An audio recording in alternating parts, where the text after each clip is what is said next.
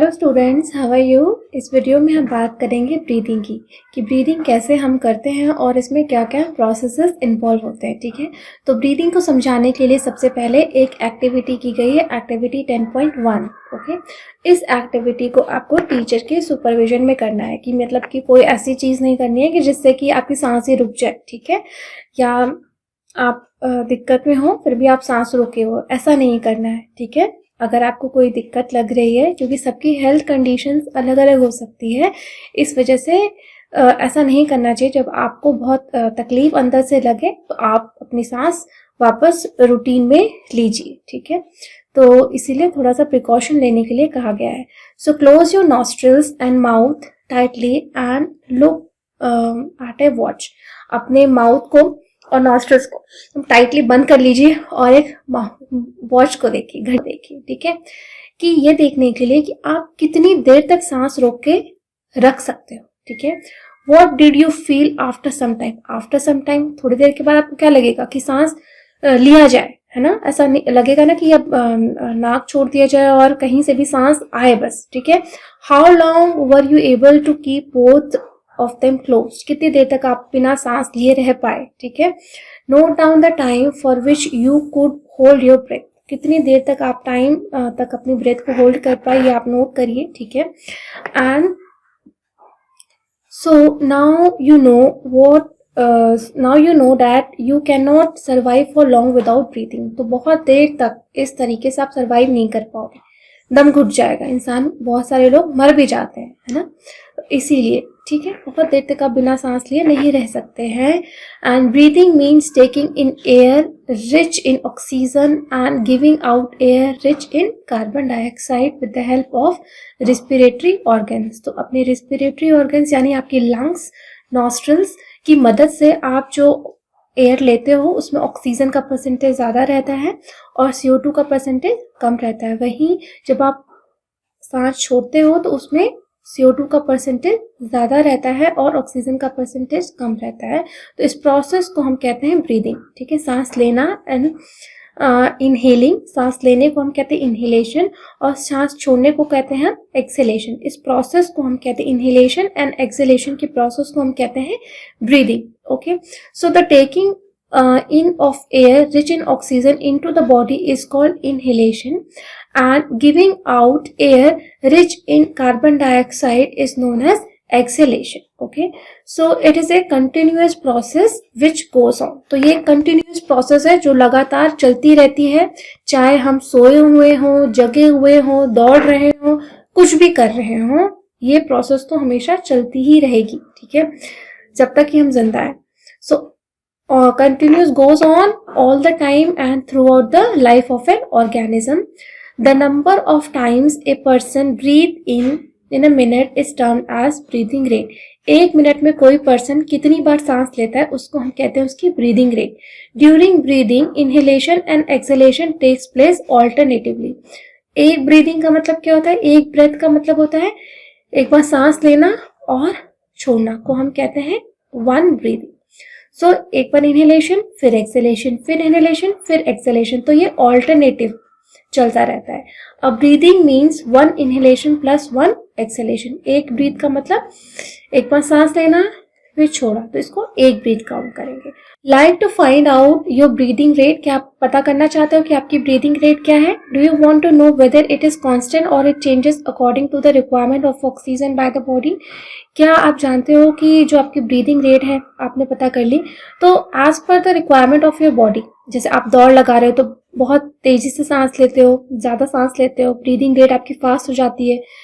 और जब आप सो रहे होते हो तो ब्रीदिंग रेट स्लो हो जाती है। तो ये अकॉर्डिंगली सिचुएशन के हिसाब से ये चेंज भी होती रहती है। आपकी बॉडी को ऑक्सीजन की जितनी डिमांड ज्यादा होगी उतना ज्यादा आपकी ब्रीदिंग रेट फास्ट हो जाएगी। बॉडी को ऑक्सीजन की डिमांड कम होगी तो ब्रीदिंग रेट स्लो हो जाएगी, है ना। तो ये ऑक्सीजन की डिमांड कैसे पता चलता है? जब आपकी बॉडी को बहुत ज्यादा एनर्जी की चाहिए, कोई ऐसा एनर्जी वाला काम कर रहे हो जिसमें कि बहुत ज्यादा एनर्जी यूज हो रही है, तो आपकी ब्रीदिंग रेट फास्ट हो जाएगी। बहुत आराम वाला काम कर रहे हो तो ब्रीदिंग रेट स्लो हो जाएगी। ठीक है, so let us find out by doing the following activity. एक एक्टिविटी की गई है, activity 10.2।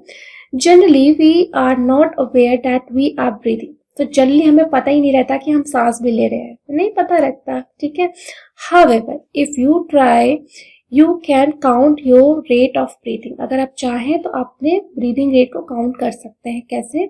Breathe in and out normally आप ब्रीद इन करिए, ब्रीद आउट करिए।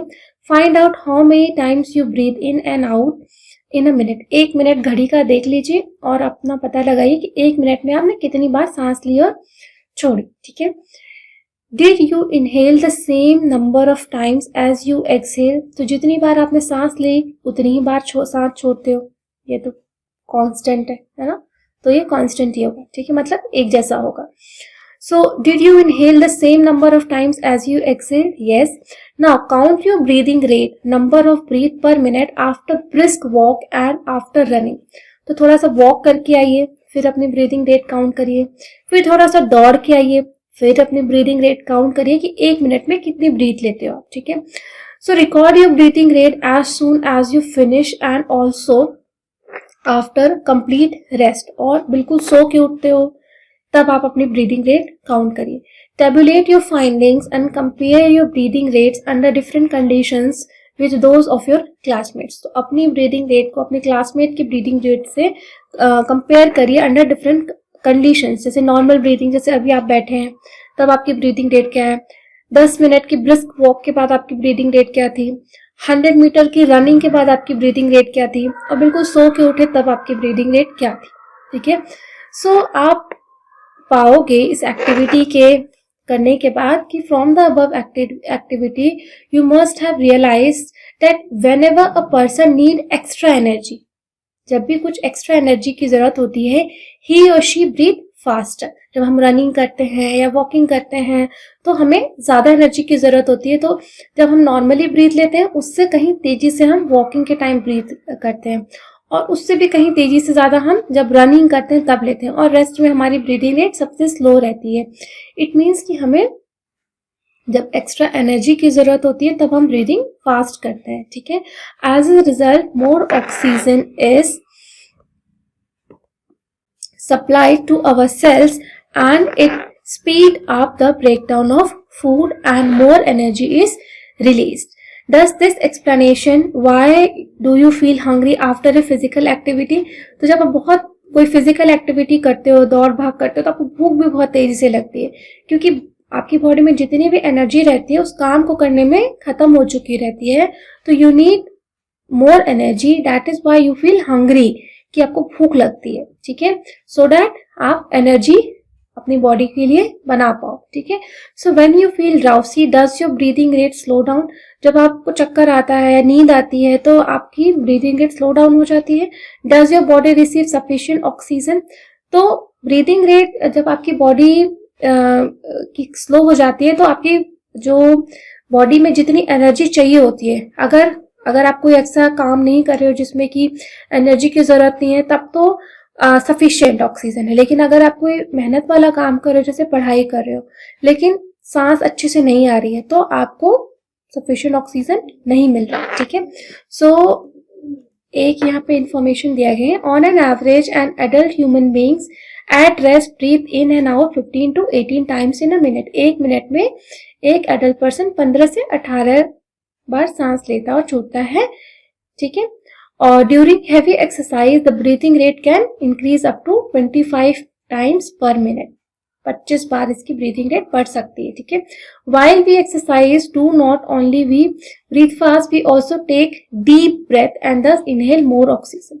ना केवल हम सांस से ज्यादा नंबर ऑफ टाइम्स लेते हैं, बल्कि हमारी ब्रेथ भी डीप होती है, गहरी होती है, हम ज्यादा ऑक्सीजन अंदर खींचते हैं ड्यूरिंग एक्सरसाइज, ओके। सो इस तरीके से हम ब्रीदिंग करते हैं। पहेली का एक क्वेश्चन है, पहले हम उसको आंसर करते हैं। Paheli wants to know why we yawn when we are sleepy और ड्राउजी। तो हम जब स्लीपी रहते हैं, थके थके से रहते हैं, तो हम यॉन क्यों करते हैं, उबासी क्यों लेते हैं, ठीक है। तो इसका रीजन ये है कि जब हम थके रहते हैं या हमारा किसी काम में मन नहीं लग रहा होता है, तो जनरली हम बहुत स्लो ब्रीदिंग कर रहे होते हैं, मतलब देयर इज अ गैप, ठीक है, जितनी हमारी बॉडी को एनर्जी चाहिए होती है, जैसे कि हमारा ब्रेन, जैसे आपको कोई क्लास में पढ़ा रहा है, suppose your teacher is teaching you और आप यॉर्न कर रहे हैं, ठीक है, इसका क्या मतलब है कि ब्रेन, जो आपके टीचर आपको पढ़ा रहे हैं, ब्रेन उसको समझना चाह रहा है, उसको एसिमुलेट करना चाह रहा है, उसको पढ़ना चाह रहा है, ठीक है, बट आपको क्या है कि उतनी एनर्जी का प्रोडक्शन नहीं हो रहा है आपकी बॉडी में, जितनी की एनर्जी चाहिए ब्रेन को, ठीक है, उस चीज को समझने के लिए, कोई पर्टिकुलर टॉपिक समझने के लिए या कोई पर्टिकुलर काम करने के लिए उतनी एनर्जी नहीं मिल रही है। तो लेकिन आपकी ब्रीदिंग रेट भी फास्ट नहीं हो रही है क्योंकि आप बैठे हुए हो, ठीक है। तो बॉडी का ये मैकेनिज्म है कि बॉडी यॉन का सिग्नल आपको देती है। यॉन करने से क्या होता है, आपका मुंह खुलता है और बहुत सारा ऑक्सीजन एक साथ आपके मुंह के अंदर जाता है, ठीक है। तो उससे थोड़े टाइम के लिए बॉडी में ऑक्सीजन की सप्लाई बढ़ती है, जैसे कि एनर्जी प्रोडक्शन बढ़ता है और आपका ब्रेन एक्टिवेट होता है साथ ही के साथ में, और आपकी ब्रीदिंग रेट जो है वो थोड़ी सी इंक्रीज हो जाती है, ठीक है, by the production of energy, ठीक है। तो ब्रीदिंग रेट को इंक्रीज करने के लिए, आपको अलर्ट मोड में लाने के लिए यॉर्निंग एक बॉडी का नॉर्मल फिनोमेना है, जिससे कि आपका ब्रेन और अलर्ट हो जाता है, ठीक है। आपके ब्रेन को कोई चीज समझने के लिए जितनी एनर्जी चाहिए उतनी मिल नहीं रही होती है, that's why it signals for yawning. तो आपके बॉडी में ऑक्सीजन की सप्लाई बढ़ जाती है और आप बेहतर चीजों को समझ पाते हैं, ठीक है। So now when you feel drowsy, तो ये हो गया एक्टिविटी 10.3 एक दी हुई है। Figure 10.3 shows the various activities carried out by a person during a normal day. तो जैसे कपड़े धोना, स्लीपिंग करना, वॉकिंग करना, रनिंग करना, स्टडी और कुछ काम, फिजिकल वर्क करना, ठीक है, ये सारी एक्टिविटीज हैं हम जो कि डे टू डे लाइफ में करते हैं, ठीक है। अब इन एक्टिविटीज में किसी में कम एनर्जी लगती है, किसी में ज्यादा एनर्जी लगती है ना। जैसे कि सोने में सबसे कम एनर्जी लगती है, फिर उससे कम चलने में, फिर उससे कम पढ़ने में, फिर उससे कम कपड़े धोने में, फिर उससे भी कम यहाँ पे फिजिकल वर्क करने में, और सबसे ज्यादा एनर्जी रनिंग में लग रही है या प्लेइंग में लग रही है, खेलने में ज्यादा एनर्जी लगती है ना। सो इस तरीके से हम बता सकते हैं, ठीक है। सो can you say in which activity the rate of breathing will be the lowest and in which activity it will be the fastest. तो लोएस्ट तो स्लीपिंग में है, फास्टेस्ट प्लेइंग में या रनिंग में है। Assign the numbers to the pictures in the order of increasing rate of breathing according to your experience. तो जब हम कोई हैवी वर्क करते हैं, भारी काम करते हैं जिसमें हमें बहुत ज्यादा मेहनत लगती है, तो हमारी ब्रीदिंग रेट भी उसी के अकॉर्डिंग फास्ट हो जाती है, ठीक है। तो हम ब्रीद कैसे करते हैं, how do we breathe? Breathing के लिए मतलब हमारे पास क्या मैकेनिज्म है, हम लंग से ब्रीथ करते हैं, ऑक्सीजन ब्रीथ करते हैं, पर इसके अंदर का हमारी बॉडी में क्या होता है, लंग्स से कैसे ब्रीथ करते हैं, कैसे लंग्स को पता लगता है कि अब ऑक्सीजन लेनी है और अब कार्बन डाइऑक्साइड छोड़ना है, कैसे, ठीक है, उसका हम थोड़ा सा मैकेनिज्म समझते हैं कि how do we breathe. Let us now learn about the mechanism of breathing. Normally we take in air through our nostrils. When we inhale it, it passes through our nostrils into the nasal cavity. तो जब भी हम oxygen या air को अपने inhale करते हैं तो ये हमारे नॉस्ट्रल्स के थ्रू, नॉस्ट्रल्स के थ्रू ये हमारे नेजल कैविटी में पहुंचते हैं, and from the nasal cavity the air reaches our lungs.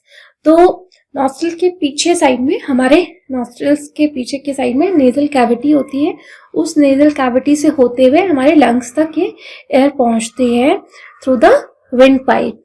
Lungs are present in the chest cavity, हमारी चेस्ट में ये लंग्स रहते हैं, ठीक है। This cavity is surrounded by ribs on the sides.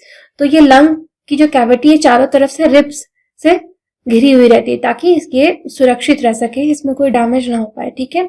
So this cavity surrounded by ribs on the sides. A large muscular sheet called diaphragm forms the floor of the chest cavity.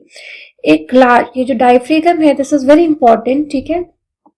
So diaphragm जो है forms the floor of the chest cavity. Chest cavity का floor जो है वो diaphragm से बना रहता है। Breathing involves the movement of the diaphragm and the rib cages. तो ब्रीदिंग में क्या होता है कि ये जो डायफ्रेगम है और हमारे जो रिब्स का केज है, इसका जो साइज है, इसका जो वॉल्यूम है, ये घटता बढ़ता रहता है ड्यू टू ब्रीदिंग। या आप उल्टा भी कह सकते हो कि इसके वॉल्यूम के घटने और बढ़ने की वजह से हम ब्रीद इन करते हैं और ब्रीद आउट करते हैं। ठीक है, एक आपको पता होना चाहिए कि कोई भी चीज कैसे मूव करती है, उसकी कंसंट्रेशन जहां भी ज्यादा होती किसी भी चीज की, वहां से वो लोअर कंसंट्रेशन की तरफ मूव करती है। ठीक है, जहां पे उसकी कमी होती है।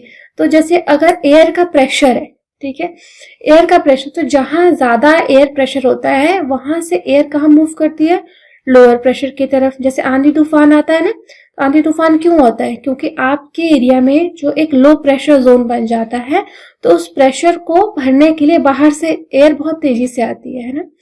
तो वॉल्यूम की चेंज होने से प्रेशर जो है वो घटता बढ़ता है, जिसकी की वजह से हम breathe in and breathe out करते हैं। इसके मैकेनिज्म को अभी समझते हैं। ठीक है, सो ड्यूरिंग इनहेलेशन, जब हम सांस अंदर लेते हैं, during inhalation ribs moves up and downwards and the diaphragm moves down.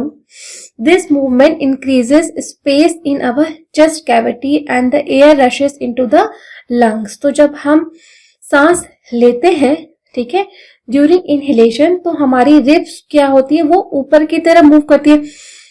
देखो, रिब्स ऊपर की तरफ मूव की, और जो हम जब हम सांस लेते हैं तो जो हमारा डायफ्रेगम है वो नीचे की तरफ मूव करता है। ठीक है, इससे क्या होता है, लंग्स की जो स्पेस है, लंग्स का जो वॉल्यूम है वो बड़ा हो जाता है और वहां एक एटमॉस्फेयर के कंपैरिजन में लो प्रेशर एरिया बन जाता है। ठीक है, तो जैसे यहाँ पे आप डायग्राम की मदद से देखना चाहो, ये डायग्राम है। ठीक है, तो जब हम यहाँ पे आप देख सकते हो ये डायफ्रेगम है। ठीक है, ये डायफ्रेगम है।